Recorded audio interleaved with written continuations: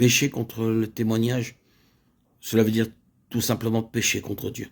Tout ce qui touche au caractère de Dieu ou à ses voies touche à son témoignage. Dieu veut que son caractère soit manifesté de manière absolue, et tout ce qui n'est pas représentatif de son caractère pêche contre son témoignage. Lorsque le témoignage de Dieu est impliqué, il ne perdra de vue aucune situation. Tout ce qui le blâme ou le représente faussement sera immédiatement traité, étant donné que cela affecte son caractère, sa position, et même ce qu'il est en lui-même. Il y a de nombreuses choses que nous devons laisser à Dieu le soin de régler. Ceux qui ne le connaissent pas assez profondément essaient souvent de lui venir en aide.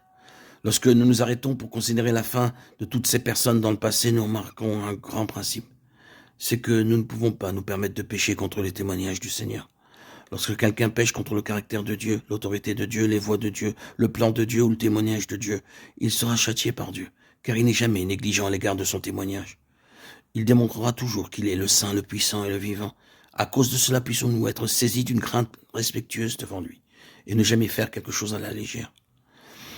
Nous croyons que Dieu souvent corrige son peuple, parce qu'il désire lui-même faire valoir ses droits.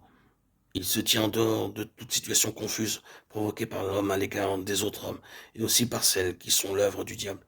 Si l'homme est incapable de maintenir le témoignage de Dieu, Dieu doit venir pour le défendre. Cela signifie que l'homme devra être corrigé par lui. Lorsque nous péchons pour des choses en rapport avec nous-mêmes, le Seigneur ne semble pas aussi sévère que lorsque nous péchons pour des choses qui l'offensent lui-même. Il se lèvera pour corriger et déclarer son témoignage. C'est pourquoi marchons très humblement devant Dieu.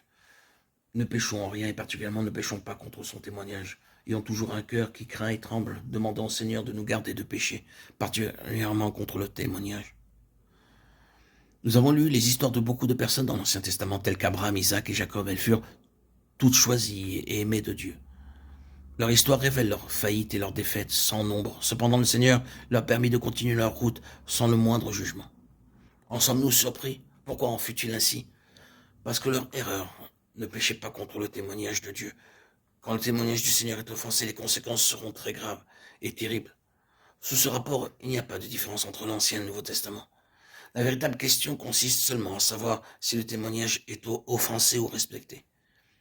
Pécher contre le témoignage de Dieu est une chose terrible que Dieu ne laissera pas passer. Nos pères nous corrigeaient pour peu de jours, comme ils le trouvaient bon, mais Dieu nous corrige pour notre bien, afin que nous participions à sa sainteté. Hébreux 12, 10. Dieu nous corrige pour notre bien, afin que nous devenions participants de sa sainteté. Toutes les fois qu'il nous corrige, il justifie sa propre nature. N'avez-vous jamais réfléchi à ce fait que quand Dieu nous corrige pour prouver ce qu'il est, Satan ne peut plus accuser? Dans le châtiment, Dieu fait voir à l'ennemi que lui, Dieu, n'a aucune part dans cette affaire. Il préserve ainsi sa sainteté. À cause de cela, notre première réaction lorsque nous sommes châtiés ne doit pas consister à demander d'être soulagés, mais à réclamer son aide pour que Dieu soit satisfait. Chaque fois que nous sommes corrigés à cause du péché contre les témoignages de Dieu, nous devons dire aux frères et sœurs que c'est parce que nous avons offensé Dieu dans telle ou telle circonstance.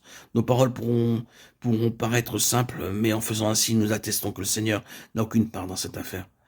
Quelques-uns savent seulement crier sous la correction. Pourquoi crier? La discipline est-elle trop sévère, trop difficile à supporter? Oh, ces choses ne sont pas faites pour nous faire crier. Nous devons voir que la correction divine, aussi sévère et dure qu'elle puisse être, est le moyen de justifier ce qu'il est, étant donné que son nom est invoqué sur nous. Il peut aisément être impliqué par nos actes, et c'est pourquoi il doit se dissocier de toute situation équivoque résultant de notre conduite. Pendant qu'il nous discipline, courbons nos têtes et adorons Dieu en disant « J'accepte volontiers une telle discipline, je demeure volontiers sur ce terrain. Je veux que le diable, le monde et l'Église sachent que tu n'avais aucune part dans cette affaire, mais que tout est ma faute. » Plus nous nous soumettons sous la main de Dieu pour être disciplinés, plus il est justifié. C'est ainsi que plus rapidement nous sortons de cette situation.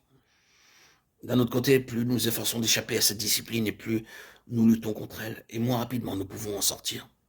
Je crois que c'est un des aspects des voies de Dieu, d'apprendre à le glorifier dans nos défaites, afin d'être délivrés de beaucoup de peines inutiles. Si nous vivons bien notre vie chrétienne, glorifions Dieu en le remerciant pour sa grâce. Si nous la vivons pauvrement, nous devons encore le glorifier en nous soumettant à sa justice. Puissent ces paroles être couvertes par le sang, car elles traitent d'un sujet très sérieux.